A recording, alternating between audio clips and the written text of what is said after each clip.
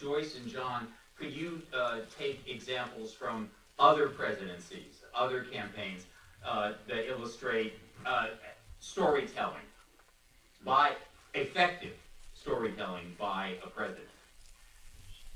Well, I suppose Franklin Delano Roosevelt was the one who told a story that he was lucky in that the Depression had lasted so long that it couldn't possibly be blamed on him. So he told a story about compassion. There is an example of a rich man who didn't back away from his richness at all. He drew on that aristocratic tradition, as it were, to suggest the general welfare was something that was a concern. So I think that Roosevelt's rhetoric, though it didn't predict the New Deal at all, it was cautious, but it still conveyed that confidence that, as he said when it was inaugurated, all we have is fear itself. It was that capacity to project an identity to people's misery, but also being separated from it and capable of addressing it. So I would say that was a pretty powerful narrative. Well, that's a complexity of mind I hope we see again in American leadership. I mean, and those of us who feel a certain way about Obama think that that's true of him. As an example, I like to use the Kennedy presidency because it shows both the telling of a story by a president to make a point, but then his realization that it's just a story and we shouldn't get overboard.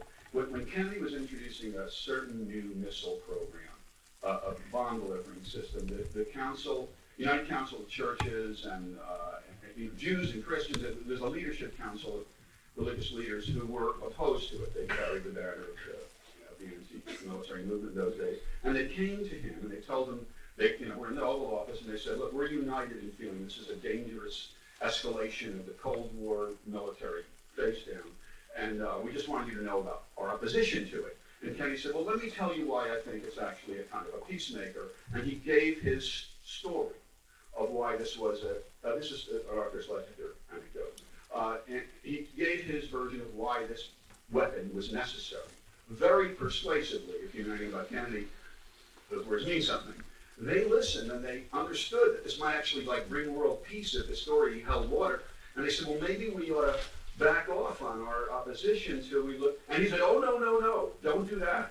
This is much too important an issue for me to go before the public unopposed.